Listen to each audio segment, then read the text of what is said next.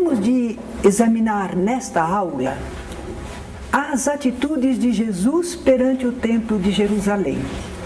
Vocês já tiveram uma aula sobre o templo e as sinagogas, não é? Então vamos agora colocar Jesus em relação ao templo. Bem, mas Jesus adorava a Deus em espírito e verdade. Ele amava a Deus e o próximo. Ele sempre cumpria a vontade de Deus. Ele dizia sempre: eu não faço a minha vontade, mas a vontade do Pai que está nos céus. Se ele fazia isso em tudo, sempre, como, quando e com quem ele estivesse, então por que ele precisava do templo? A rigor, ele não dependia do templo não para adorar a Deus, não é? Aquele templo majestoso, para os israelitas, era o máximo. Talvez perante outros povos não tivesse tanta repercussão assim, mas para eles realmente o templo era grandioso. Tinha aqueles cerimoniais que eles consideravam sagrados, rituais, prescrições, e os sacerdotes, toda a equipe sacerdotal. Mas Jesus não dependeria daquele templo, não. Ele respeitava a atividade do templo. Nós notamos isso em toda a sua vida. Ele respeitava a atividade do templo. Porque as criaturas humanas precisam da religião, precisam dos locais em que se reúnem para cultuar as coisas do Espírito. Jesus não tinha nada contra o Templo de Jerusalém, mas a gente nota que durante a sua vida terrena, muitas vezes ele foi ao Templo de Jerusalém. Começou desde a infância. Ainda um bebezinho, seus pais o levaram ao templo para o registro. Costumamos pensar assim, parecia até um registro civil, não é? Parecia lá o cartório, porque a parte da vida dos israelitas era regida pelo templo. Então, os pais de Jesus o levaram ao templo para ser registrado, conforme mandava a lei dos israelitas. Eles apresentavam a nova criatura perante Deus, não é? Lá no templo. E os pais, a mãe tinha que levar uma oferenda.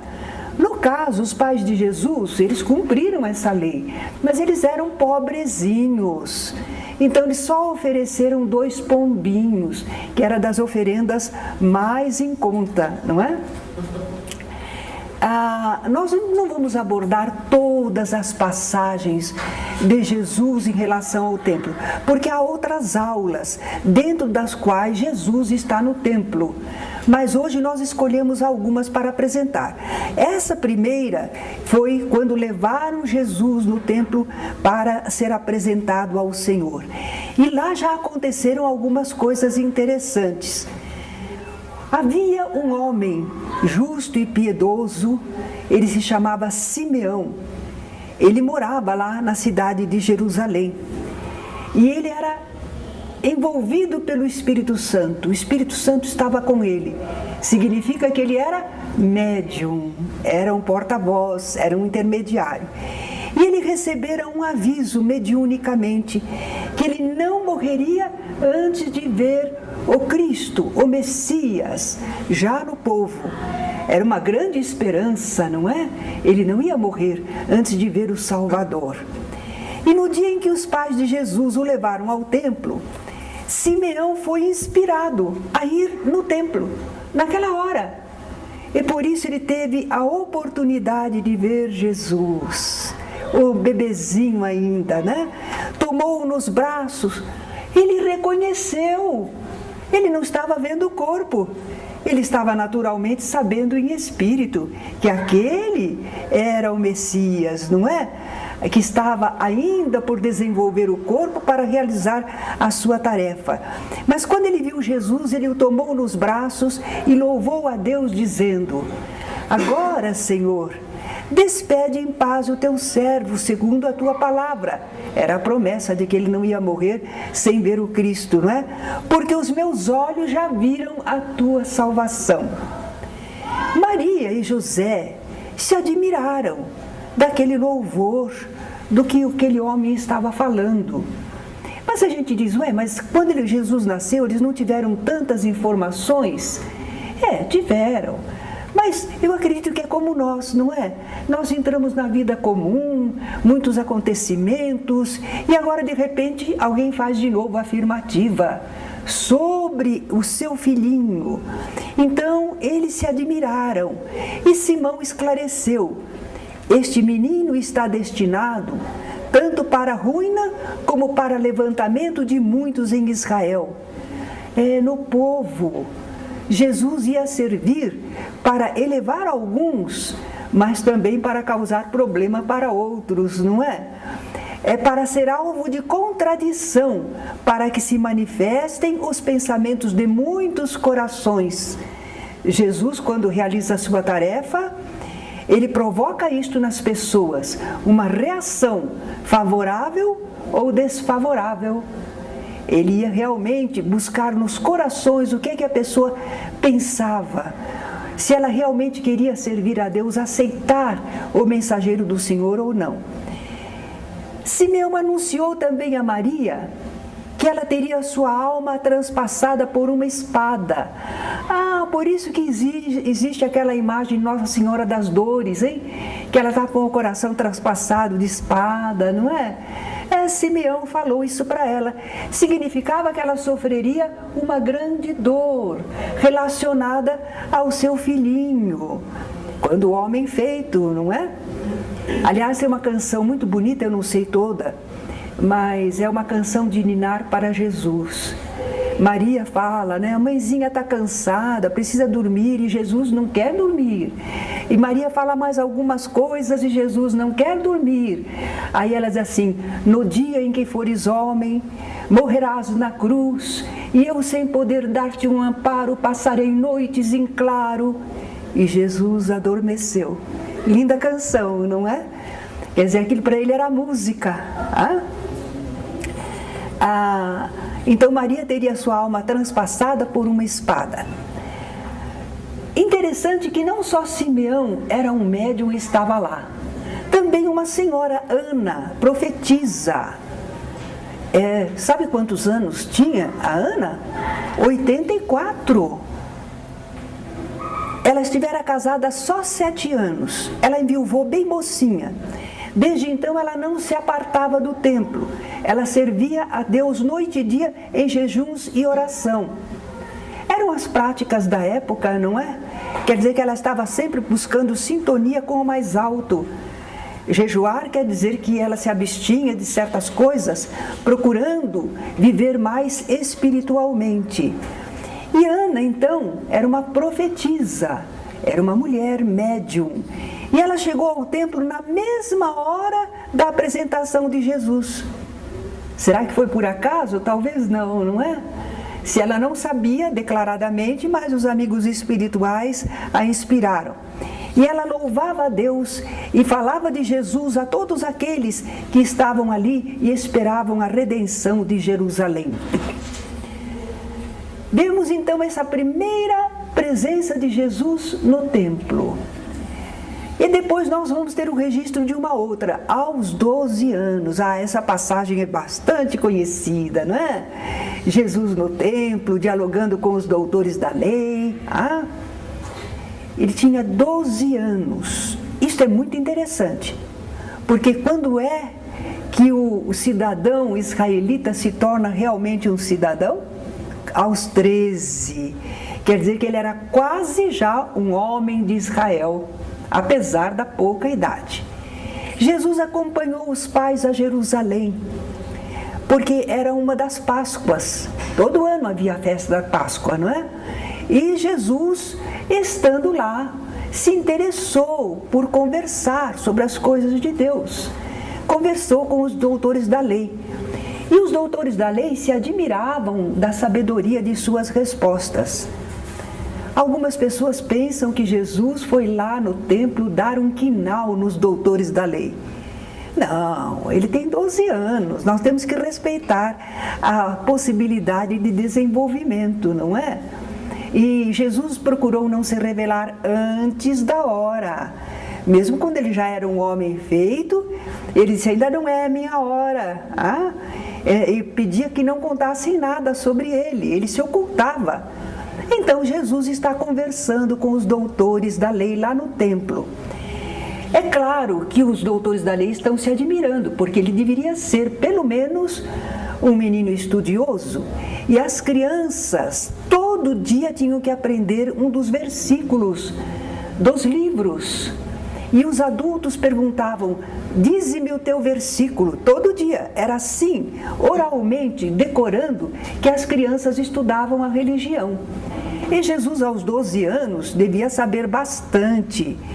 Provavelmente na conversa, os doutores da lei perguntavam alguma coisa e ele respondia, mas talvez já até interpretasse alguma coisa a mais, não é? Então, os doutores da lei se admiraram com a sabedoria das respostas.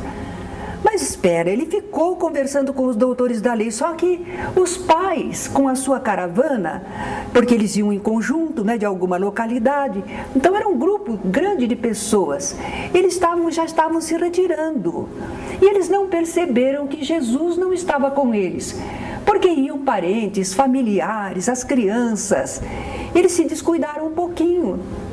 Só perceberam que Jesus não estava com eles bem adiante, um dia depois. E aí demoraram um pouco mais para voltar. Então, quando eles chegaram de volta a Jerusalém, encontraram Jesus no templo. E Maria disse, meu filho, por que nos fizeste isso? Estávamos preocupados. Ele disse, por que vocês me procuravam? Vocês não sabiam que eu preciso tratar dos assuntos do meu pai? Não era do pai José, não é? Era do pai espiritual, que ele precisava tratar as coisas de Deus. Essa é a segunda passagem de Jesus no templo que escolhemos para hoje. Agora existe uma outra, muito curiosa, e que tem relação com a tentação de Jesus, aquele episódio de que Jesus foi tentado. Quando Jesus ia começar o seu ministério, ele 40 dias, 40 noites, ele ficou no ermo, no deserto, não é? E jejuou, não teria comido nem bebido esses 40 dias.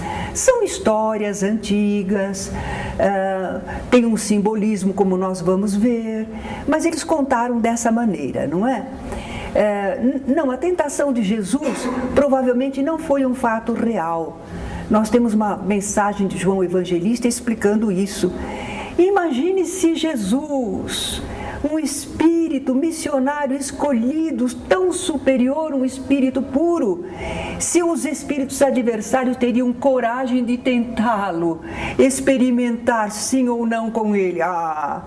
Os espíritos durante a vida de Jesus diziam, eu bem sei quem és, o Filho de Deus, não é? Como é que agora, nesse começo, diz que não sabe? Não, é um episódio para mostrar o quê? Justamente para a gente saber que devemos resistir às tentações. É uma história contada e nós vamos ver quais são as tentações, não é? Antes de poder realizar a sua missão espiritual, Jesus superou essas tentações, porque toda pessoa está exposta a elas, fazem parte do mundo. E Jesus não se deixou levar por nenhuma delas, mas não precisou um episódio especial de um espírito do mal experimentando Jesus, não precisou. Na vida mesmo já tinha as sugestões, não é? Bem, a tentação teria começado no deserto, no ermo, no isolamento, na solidão.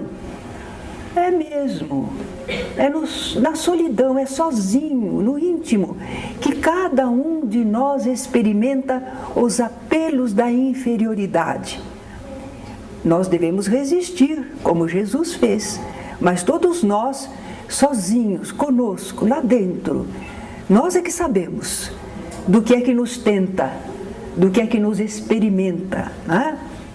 E essa experimentação de Jesus abrangeu 3 pontos fundamentais, nos quais toda criatura sempre é tentada, testada. Vamos ver lá. Jesus, então, no deserto, teve fome. O tentador se aproximou. Se és o Filho de Deus, ordena que estas pedras se tornem pães. Que tentação é essa? É a tentação do materialismo. É colocar o espírito, a capacidade do espírito, para servir a matéria. Não, não, não. A matéria que deve servir ao espírito. O espírito não foi feito para servir a matéria, não é? Então essa é uma sugestão inferior. E quantas vezes na vida a gente não é instigado a cuida da sua vida, faz o que você precisa para vencer no mundo, o resto depois você vê. Estão instigando a gente a viver para a matéria e não para o espírito que somos, não é? Sugestão inferior para cuidar mais do corpo e da satisfação dos sentidos que da vida espiritual. Às vezes desviando para isso as faculdades espirituais, não é? Como será que Jesus vai responder: se és o Filho de Deus, ordena que estas pedras se tornem pães? Nem só de pão vive o homem, mas de toda a palavra que vem da boca de Deus. Vamos brincar um pouquinho? Deus tem boca? Ele não tem um corpo, não é? Ele é espírito. Mas é simbólico isso. E sabe por que Jesus respondeu desta maneira? Consta lá nessa história. Porque é o Deuteronômio, isso já está escrito lá num dos livros da Bíblia, nas ordenações deles anteriores. Não foi uma coisa nova que Jesus falou, é uma citação do Deuteronômio, quer dizer, já sabiam, né, a orientação espiritual. E de fato o espírito se alimenta não só de pão, nós nos alimentamos do quê? De muitos recursos invisíveis, fluidos. Quanta gente vem tomar passe aí? Abastecer-se de fluidos, está desgastado, faz falta para ele espiritualmente. Mas também nós nos alimentamos de afeto, de amor. Não é? Às vezes encontramos um amigo, um abraço, pronto, parece que a gente, né? A pessoa olha para nós, como vai? Eu vim procurar você. Alguém pensa em nós, deseja a nossa companhia. Nós nos alimentamos disso e nos alimentamos também de verdade. Quando a gente conhece alguma coisa, entende alguma coisa, isso alimenta a nossa alma. Nós gostamos de conhecer, saber. Nós não podemos ficar a vida toda com as mesmas coisas, tudo repetitivo. Não, nós queremos saber, conhecer, nós nos alimentamos disso, não é? Jesus foi o pão que desceu do céu. Olha o alimento, como o que ele ensinava, né? Bem, então Jesus respondeu bem à primeira tentação, não é? Materialismo? Não encontrou ressonância em Jesus. O demônio então o transportou à cidade santa, é Jerusalém. Cidade santa para eles era Jerusalém, porque tinha o templo. E o colocou sobre o ponto mais alto do templo, era um lugar que ele chamava de pináculo. Havia uns pontos, né, umas torres ao redor, mas um ponto mais alto. E disse: se és o Filho de Deus, lança-te abaixo, porque está escrito, ele deu a seus anjos ordens a teu respeito, proteger-te-ão com as mãos, com cuidado, para não machucares o teu pé em alguma pedra. Que tentação é essa? É a tentação do orgulho, da pessoa julgar-se muito importante, merece tratamento especial privilegiado. E a gente passa por essa tentação no mundo, não é? Pela gente mesmo e pelos elogios que fazem, a gente vai inchando, né? Vai inchando de orgulho, fica cheio de orgulho, né? Que será que Jesus respondeu? Não tentarás o Senhor teu Deus. Porque jogar-se dali, do pináculo do templo, seria como dizer: Deus, cuida aqui de mim, você tem que cuidar de mim. Olha que orgulho, Deus está a meu serviço. Mas nós devemos respeitar as leis divinas. Não tentarás o Senhor teu Deus. Não, nós não vamos querer experimentar se Deus vai nos ajudar ou não, não é? Estamos dentro das leis divinas. As leis divinas visam o bem geral. E nós não podemos ter a pretensão de receber condições especiais em nosso favor. Ah, mas você serve na seara, é um servidor de Jesus, é um sacerdote, é um ministro, é um orador espírita, é um médium. Não, nem por isso. Nem por isso nós deixamos de respeitar as leis divinas, não é? Não temos nenhum privilégio por isso, não. É oportunidade, é bênção do Senhor, é misericórdia de Deus para conosco, não é? Então, uma vez que Jesus também não caiu nessa, então o demônio o transportou uma vez mais a um monte muito alto. Ele mostrou todos os reinos do mundo e a sua glória. Existe um monte assim, do qual a gente lá do alto vai ver todos os reinos do mundo e a sua glória? A terra não é curva, não? Como é que vai poder olhar? Não pode, mas isso é uma história, é um simbolismo, não é um fato. Por aí a gente vai percebendo, não é? Mostrou todos os reinos do mundo e a sua glória, dizendo-lhe: dar-te-ei tudo isto. Quando a esmola é demais, né? O santo desconfia. Dar-te-ei tudo isto, se prostrando-te diante de mim, me adorares. Que tentação é essa? Ele é o representante do mal. Ele é o representante do erro. Ora, se vamos nos prostrarmos, aceitarmos o erro, reverenciarmos o erro, é a tentação da ambição. Para ter o mundo todo, ter poder, eu reverencio o demônio, não é? É o desejo de poder, de posse, mando pessoal, domínio sobre os seres e coisas. Essa foi a tentação. Então nós vimos a primeira é a tentação do materialismo, a segunda é a tentação do orgulho, a terceira é a tentação da ambição. Como é que Jesus respondeu? Para trás, Satanás. Satanás quer dizer adversário do bem, né? Para trás, pois está escrito: adorarás o Senhor teu Deus e só a Ele servirás. Nós fomos criados por Deus. Deus não faz nada inútil nem mal. Se Deus nos criou, Ele nos criou para uma providência, uma tarefa, uma missão dentro do universo. É desígnio divino que nós vamos servir para alguma coisa no universo. E não é para nos servirmos, mas para servirmos a Deus dentro da lei divina, não é? Então, nós temos que servir. Olha lá, adorarás o Senhor teu Deus e só a Ele servirás. Servindo fielmente naquilo que podemos, naquilo que sabemos, dentro da nossa capacidade, fazendo aquilo que está nas previsões de Deus, nos desígnios de Deus, ajudando na família, ajudando na sociedade, cuidando de nós mesmos, não é? Que somos filhos de Deus. Então nós estamos alcançando a nossa realização como pessoa. Nós temos um salário divino, não é? Nós temos a recompensa. Conforme agimos, assim recebemos. É o nosso aperfeiçoamento, a nossa felicidade que nós vamos conquistando. Nós não temos nada que ambicionar dominar o mundo.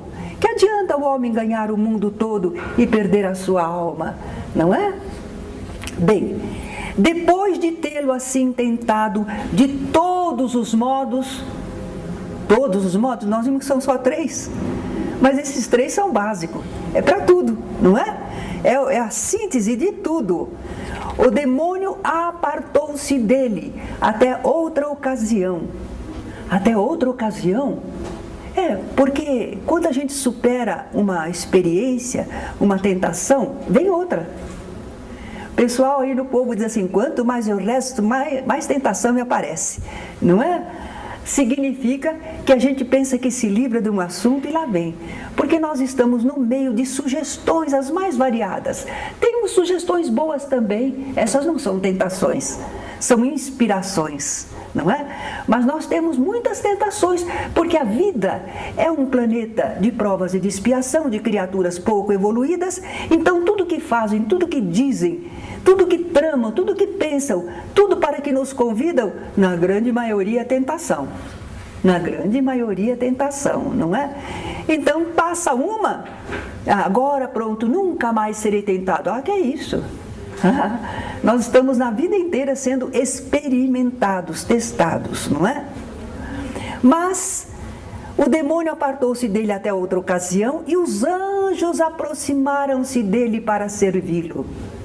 Os mensageiros espirituais vieram, não é? Para ajudar Jesus. Mas só para Jesus? Para todos nós. Quando a gente supera a sugestão do mal, o espírito protetor nosso já está, né? Ele tinha que esperar o nosso livre-arbítrio. Ele não podia interferir. Mas assim que a gente supera, ele está ao nosso lado, reconfortando. E vamos tocar a vida para frente. Muito bem, vamos mais adiante, não é? Bem, depois dessa passagem de Jesus no templo, porque é no pináculo do templo que isso acontece, não é? Nós temos outra vez. Como é que Jesus comparecia ao templo? Em que condição? Porque ele era o mensageiro do Senhor. Mas ele era um judeu. Ele era da tribo de Davi, de Judá, da casa de Judá. Ele tinha que cumprir a lei, ele tinha que pagar os impostos, ele tinha que cumprir todas as determinações, como nós, não é? Nós não estamos sujeitos ao governo, a normas da sociedade. Então Jesus era uma pessoa, precisava. Como é que ele fazia quando ele ia lá ao templo? Ele não era da tribo de Levi. Por que eu estou falando isso?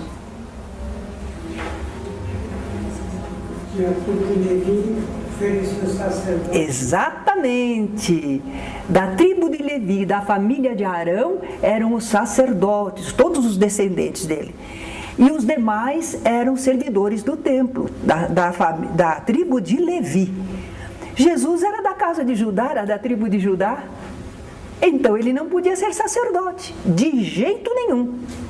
De jeito nenhum. Então o que ele ia fazer lá no templo? Quando ele comparecia lá, ele não podia entrar no Santo dos Santos. Estão lembrados? Lá onde só os sacerdotes entravam, tinha o pátio dos sacerdotes. Jesus não entrava lá, não. Mas no pátio dos israelitas, Jesus podia entrar. Claro, ele era um israelita. Lá fora, mais por fora, o que ficava? Que pátio que ficava? Dos gentios. Lá também ele podia passar, entrar, ficar. Porque lá todo mundo podia entrar. Gentil ou israelita, não tinha problema. Era para todo mundo. Então, igual Jesus gostava mesmo, era de ficar por lá. Por quê? Isso, povo de todas as origens. De todas as origens, ele queria o contato com a humanidade. Não só com o povo que se considerava eleito, não é? Mas para a humanidade, ele veio para a humanidade. Então, geralmente ele ficava no pátio dos gentios e ali ele fazia o quê? Pregava, conversava. O povo formulava perguntas, ele respondia. Ou ele tomava a palavra e fazia como se fosse um discurso, ou contava parábolas. E ele conversava com o povo, gentios ou não, conversava com os sacerdotes, com os escribas, os fariseus, doutores da lei, com os saduceus, com todos ele conversava. Uma das passagens em que a presença de Jesus no templo mais repercutiu e em seguida deu ensejo a muitos ensinamentos foi a da expulsão dos vendilhões do templo. Essa passagem, a gente que conhece, quando assisto filmes assim que são sobre a vida de Jesus, eu começo a assistir porque eu gosto, mas daí a pouco eu já estou desencantada. Eu não consigo assistir, porque eles falam tanto tantas tolices, eles mostram tantas inverdades que me desagrada profundamente. Afinal de contas, a história de Jesus não é história de ficção, não é? É uma história real, tem que contar direitinho, mas eles não sabem. Então, como a gente sabe um pouquinho mais, a gente já não sabe tudo, mas sabe um pouquinho mais, fica desagradável. Esse episódio, a expulsão dos vendilhões do templo, como é que eles fazem? Jesus entra no templo e aí eles parece que Jesus entrou dentro do templo, que é nada, está no pátio dos gentios. Porque lá no pátio dos gentios é que tinha bois, ovelhas, aqueles negociantes, não é? Era lá no pátio. Como é lá dentro do templo? Mas o pessoal não entende, já põe dentro de um templo, né? E ele então, chicoteando, bravo, colérico. Não, não foi nada disso. Vamos então conhecer. No pátio dos gentios havia comércio. Porque não havia oferendas para o templo? Animais que eram sacrificados? O pessoal vendia escrituras, cópia das escrituras. E tinha câmbio de moedas, porque vinha gente de toda parte, porque inclusive os próprios israelitas, havia muitos que moravam fora, em outros lugares. E quando eles vinham com as moedas dos seus países, precisava trocar, fazer câmbio. Então tinha lá os cambistas das moedas, tinha coleta de esmolas ou donativos, o pessoal fazendo campanha. Causando muito movimento, ruído, vozerio, agitação, num jogo de interesses, disputas de ambição, cada um dizia, não, compra aqui comigo, é mais barato, né? Certo? Desviava a finalidade do templo, porque o templo era importante, era um lugar para o pessoal orar, pensar em Deus, não é? Perturbava o ambiente espiritual. Nós não fazemos isso nas nossas reuniões? A gente diz, vamos preparar o ambiente, tudo, não é? Aqui a gente não trata de negócio, nem problemas da vida, nós estamos aqui querendo pensar em Deus, a gente faz todo esse preparo. Mas esse ambiente do templo ficava prejudicado. Então, certo dia, quando Jesus entrou no templo, ele fez um azorrague, um chicotinho de cordéis. Pegou lá uns cordéis e fez um chicotinho. E começou a expulsar a todos que compravam e vendiam, bem como as ovelhas e bois. A gente percebe que com o chicotinho, ele chicoteou os animais, não é? Agora e os cambistas? Os cambistas ele derrubou as mesas. As mesas estavam cheias de moeda, né? Ele derrubou tudo. Virou as mesas deles, derramou o dinheiro pelo chão. Ele também virou as cadeiras dos que vendiam pombos, as cadeiras dos que vendiam pombos.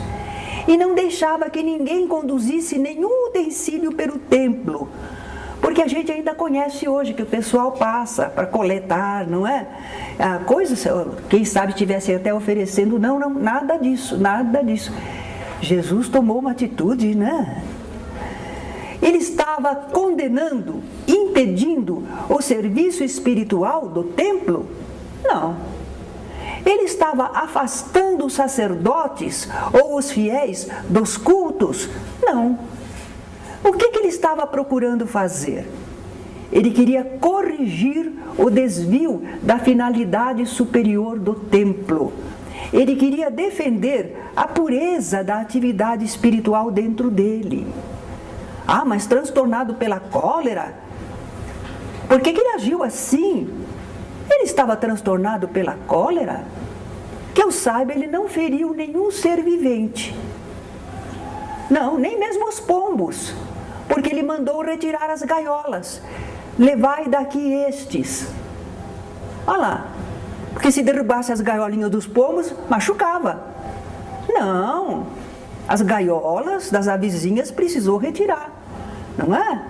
Rentou animais e pessoas, derrubou dinheiro e virou mesas e cadeiras. Foi isso que ele fez, mas não machucou ninguém, não. Mas ele agiu de uma forma espetacular, não? Por quê? Ele é mestre, ele é um grande mestre. E nós vemos, quando eu fiz o curso normal, a gente aprendeu que a gente não chega e dá aula, passa o ensinamento, a gente primeiro motiva a classe. Se a classe não estiver motivada, não prestam atenção. E Jesus motivou a classe. Só que era uma classe grande, né? Era todo aquele pessoal no pátio dos gentios. Então ele precisava de um recurso que atraísse a atenção de todos, não é? Ele, quando fez aquilo, quando começou a derrubar as mesas, quando começou a chicotear os animais, afastando tudo, causou um tumulto. E o que aconteceu? Todo mundo olhou para ele. Parou o vozerio. Todo mundo olhou para ele. Era o que ele precisava para então passar o ensinamento. Antes não adiantava. Já imaginou Jesus docinho dizendo: meus irmãos, não façam isso. A voz não era nem escutada no meio daquele vozerio. Ele tinha que chamar a atenção. Em seguida ele falou: não está escrito, a minha casa será chamada casa de oração? Cuidado aí, ele não está falando a casa dele, é a casa do Pai. Ele está citando uma escritura. A minha casa será chamada casa de oração. Foi esse ensinamento que eles receberam do alto, de Deus, né? Vós, porém, a tendes feito covil de salteadores. Ai, terrível, né? Mas graças à preparação psicológica que Jesus fizera nos assistentes, pelo impacto emocional que ele causou, o ensino ficou gravado no espírito de todos de modo indelével. Os discípulos lembraram do Salmo: o zelo de tua casa me consumiu. Olha o livro aí que está saindo, né? Através da psicografia pelo Emmanuel, o zelo da tua casa, é daí. O povo todo comentou o fato na cidade e passaram o ensino adiante. E nenhum dos evangelistas, os 4 evangelistas, que às vezes um conta um caso, o outro esqueceu, esse eles não esqueceram, os 4. Os 4 contaram, né? Registraram o acontecimento. Bem, então nós vemos que houve um porquê do modo como Jesus agiu lá no templo de Jerusalém, no pátio dos gentios. Mas a atitude de Jesus vai gerar outras coisas, lá mesmo no templo, né? Subsequentes à expulsão dos vendilhões, vamos ver outros ensinos. Com que autoridade fazes estas coisas? Quem te deu essa autoridade? Os principais dos sacerdotes, anciãos do povo, foram perguntar a Jesus lá no templo no dia seguinte. No dia seguinte ele falou: que é isso? O que você fez aí? Com que autoridade? Jesus disse: eu também vos farei uma pergunta. Se me responderdes, também eu vos direi com que autoridade faço estas coisas. E aí lançou uma pergunta: de onde era o batismo de João? Do céu ou dos homens? Que importância tinha essa pergunta? Que importância? Eles entenderam. Os sacerdotes, os fariseus entenderam. Eles confabularam entre si. Se dissermos do céu, que o batismo de João era do céu, ele nos dirá: então por que não acreditastes nele? E se dissermos: não, era dos homens, era coisa da terra, é de temer o povo, porque todos consideram João como profeta, como porta-voz, como médium, como mensageiro. Não convinha para eles responder nem de um jeito, nem de outro. Então disseram: não sabemos. Não sabiam, Não sabemos. Jesus então: nem eu vos digo com que autoridade faço estas coisas. Certo? Qual o ensino que nós tiramos daí? É jóia a gente admirar a inteligência de Jesus. Mas eu acho que o Mestre está nos mostrando que às vezes, ao enfrentar adversários, nós não precisamos ficar indignados, acusando. Nós temos que usar de inteligência, não é? Saber argumentar. Perguntaram-lhe ainda os judeus: que sinal nos apresentas tu para proceder deste modo? O povo todo estava querendo saber dele. que significava aquilo, por que ele tinha feito. Então Jesus respondeu: destruam este templo e eu o reerguerei em 3 dias. Em 46 anos foi edificado o templo. Aliás, ainda ia levar mais um tempinho para terminar. Mas já 46 anos, realmente, que estavam edificando. E tu has de levantá-lo em 3 dias? O pessoal pensou que ele estava falando do templo de Jerusalém. Ele estava? Ele estava falando do corpo dele. Ué, mas um templo? O corpo é um templo? É. Quando a pessoa vive para Deus, serve, ela está adorando a Deus. É onde ela trabalha, serve a Deus. Não é? Nós também, realmente, é um templo. E os apóstolos, os discípulos vão entender essa resposta de Jesus só depois que ele ressurge espiritualmente. Ele foi sacrificado, não morreu, e ao 3º dia ele já consegue se recuperar, estar em plena ação e trabalho, atuando sobre aquele corpo perispiritual como ele fizera no corpo físico, não é? Quando houve isso, aí os discípulos lembraram das palavras de Jesus: em 3 dias eu reerguerei este templo. Destrua, pode destruir, não é? E aí eles creram na Escritura e na palavra de Jesus. Serviu para fortalecer a fé nos discípulos. E nós possuímos também um corpo. Somos um espírito habitando um corpo. Será que esse corpo nosso não é um templo? É substância que Deus nos concedeu, que nós podemos trabalhar com ela e no qual, nesse corpo, nós devemos servir ao Senhor. Esse corpo pode ser saudável ou enfermo, íntegro ou deficiente, não importa. Ele foi planejado para ser um templo divino, onde devemos fazer o culto do bem eterno. E nós perguntamos então, como e para que nós o estamos usando? Olha aí, um templo divino. Nós estamos profanando o templo. Estamos destruindo esse templo. Às vezes com o nosso proceder, nossa alimentação, nossos hábitos. Então, esse em 3 dias eu reerguerei é uma passagem também que está relacionada ao templo.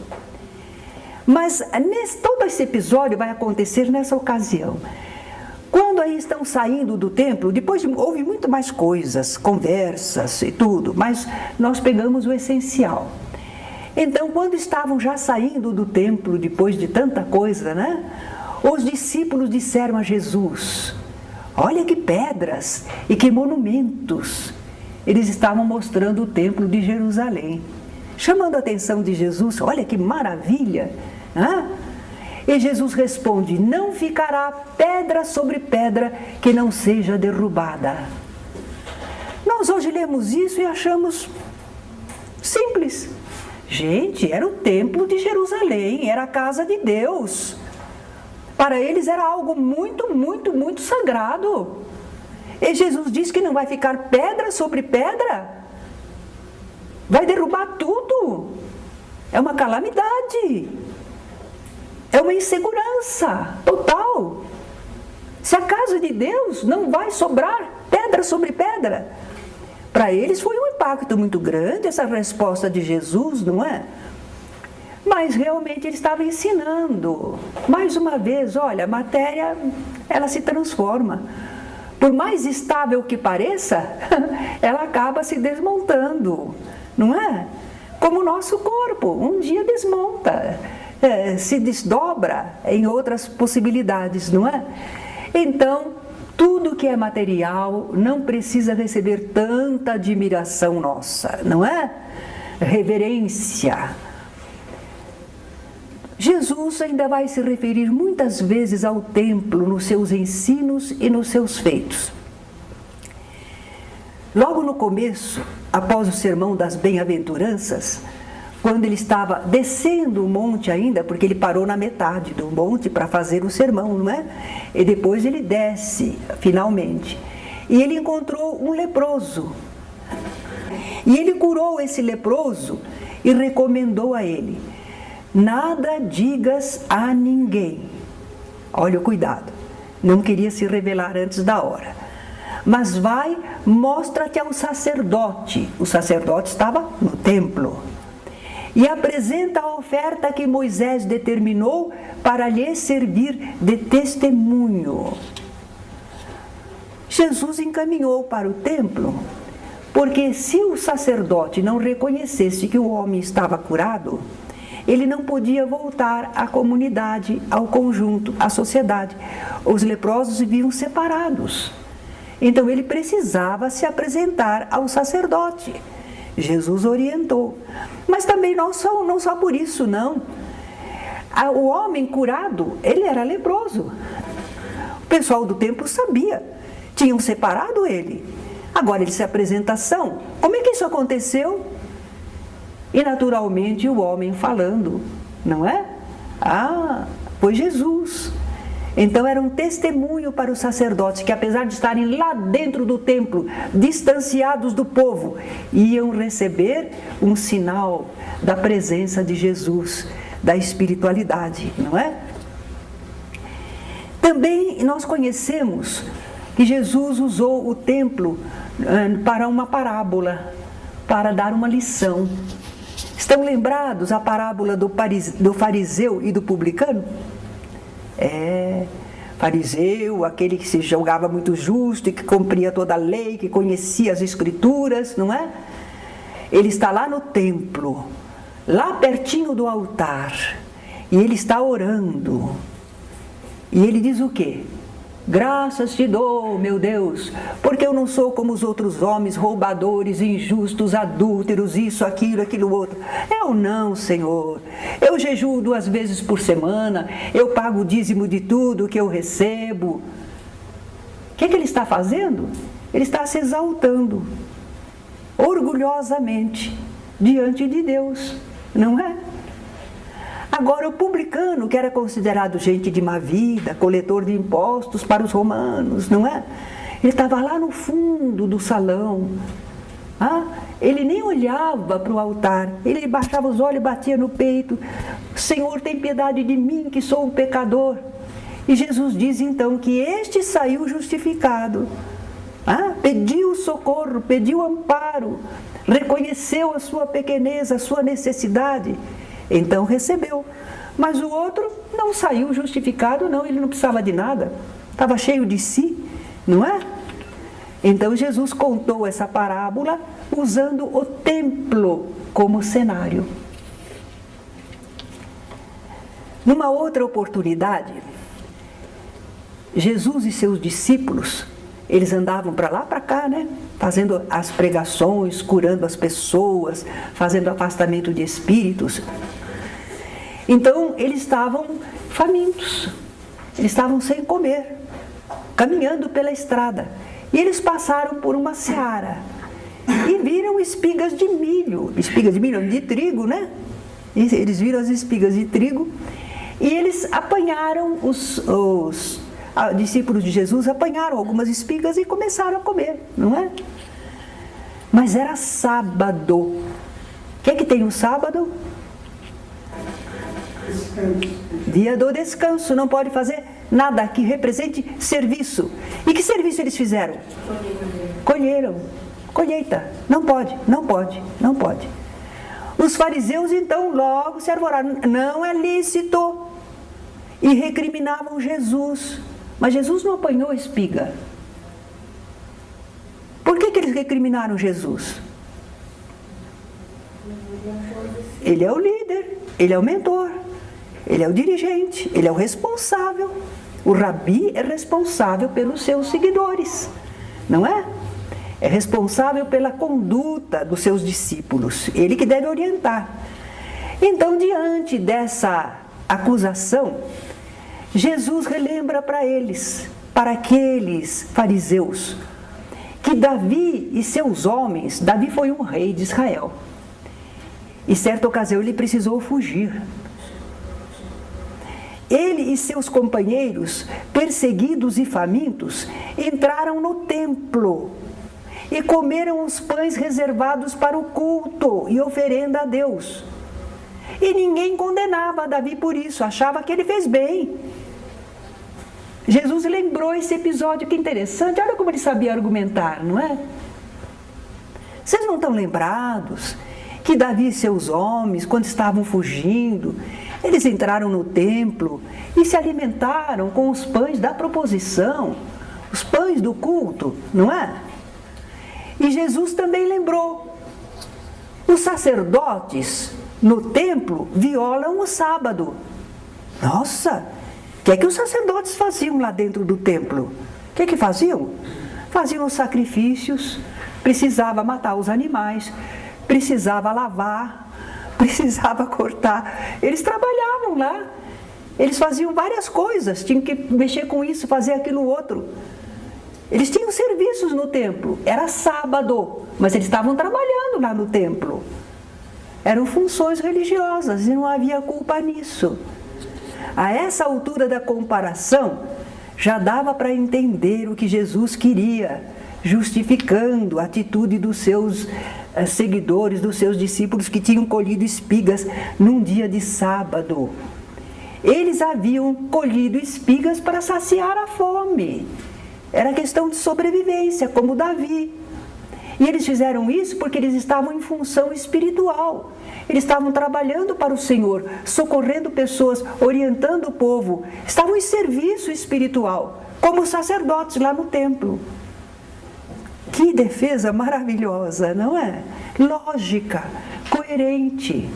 Não precisa brigar. Ah? Aí Jesus concluiu com uma afirmativa linda, linda, linda. Pois aqui está quem é maior do que o templo. O pessoal pensa que ele apontou para si. Eu não acho. Eu acho que ele apontou para todos. Pois aqui está quem é o maior do que o templo. O ser humano. O ser humano é muito maior do que qualquer construção. É obra divina. É filho de Deus. Não é maior que o templo? O templo é maior que a pessoa? Não. O filho de Deus é maior que o templo, né? Então, muitas passagens esclarecedoras, edificantes, existem nos evangelhos sobre o Jesus no templo. Vocês ainda vão vê-las abordadas em algumas das aulas. Mas daquilo que nós já aprendemos até agora, fica claro que, como Jesus, devemos zelar e cuidar do nosso templo físico, mas também, afinal de contas, nós, os espíritas, temos uma casa que é um templo. A gente não usa esse nome para evitar a conotação com rituais, com isto, com aquele outro, mas é um templo. Nós aqui cultuamos as coisas espirituais, oramos, não é? Servimos ao Senhor. Agora é que a gente precisa estar atento. Porque os israelitas consideravam o templo lá de Jerusalém sagrado, casa de Deus. E nós aqui, o Centro Espírita Allan Kardec, o que é para nós? É um edifício? São as pedras? Não. É o nosso lugar onde a gente vem e recebe o alimento espiritual, onde a gente partilha, onde recebe, onde a gente lembra de Deus. Há uma comunhão espiritual extraordinária com as equipes espirituais, não é? Podemos servir, aliviar as dores do próximo, encontrar alívio e consolação para nós. É um lugar de espiritualidade, de permuta espiritual, de conhecimento, de fraternidade, de espiritualidade, de fluidos, intercâmbio mediúnico. É extraordinário. Instrução, conhecimento. Então nós temos que respeitar esta casa espírita. Os espíritos, quando escreveram através de Emmanuel Cristiano, O Zelo da Tua Casa, vocês já leram? Quem não leu? Ah, que pena! Procurem ler, porque quem está lendo está adorando. Mas eles falam o tempo inteiro, porque foi para os 70 anos da Casa Espírita do Centro Allan Kardec. Então eles falam o tempo inteiro do trabalho espiritual dentro da Casa Espírita. O valor que ela tem, o respeito que devemos ter. E esse respeito não é dizer assim, eu respeito muito.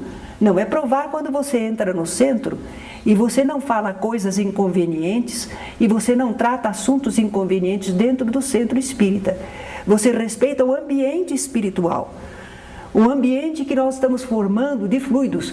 Não precisa ser cara fechada e só falar, ó, salve o Senhor. Não é bem isso. Pode conversar, mas todos os assuntos dizem respeito às pessoas, à fraternidade, à busca do conhecimento, não é? Em tudo. Nós estamos respeitando esta casa espírita, o ambiente dela. Não são as paredes, não é porque ela é grande, não, é o serviço, a vivência espiritual dentro dela.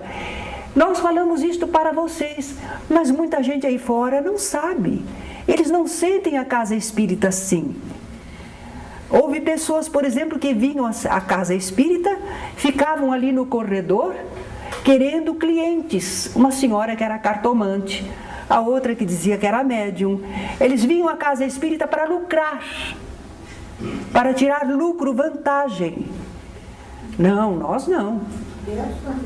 Dentro, ali no corredor, quando a gente percebia que começava a juntar, aquela pessoa está sempre lá e junta, aí foi aproximado e orientado. Não, não pode, aqui não pode. Não é? Mas as pessoas veem agrupamento e pensam, lucro, o que é que eu posso tirar daí? Não é? Vender coisas. Nós sabemos que precisamos ajudar uns aos outros, não é? Mas não podemos fazer dentro da casa espírita vender, não pode, né? Certo? Nós tomamos cuidado, inclusive, em relação às campanhas assistenciais. Vocês vão de ter reparado que geralmente para o público que vem buscar o socorro espiritual, a gente não fala. A gente fala nos cursos, a gente fala nos nossas turmas de serviço, não é? Ali nós falamos das campanhas. São em benefício do povo, em benefício das criaturas. Mas a gente evita, quanto possível, falar de dinheiro na casa espírita. As pessoas não podem ser, algumas chegam aí e quando elas vêm para receber um passe, elas não conhecem, elas pensam que precisa pagar. Ou então, elas dizem, mas eu fico sócia, eu quero ficar sócio. Não precisa, o pessoal da secretaria, não precisa. Porque é como que um pagamento, não precisa, a casa está aí para servir. Quem quer ser sócio é quem entende a tarefa da casa, quem está participando, então aí se associa, não é? Mas para as pessoas que chegam, estão recebendo algum benefício, nós evitamos que elas façam contribuições. Tudo porque nós queremos que a casa espírita perdure como um templo e não como um covil de salteadores. A lição de Jesus está valendo para nós, não é? Então que Jesus esteja conosco e que esta lição nas casas espíritas seja bem entendida, não é?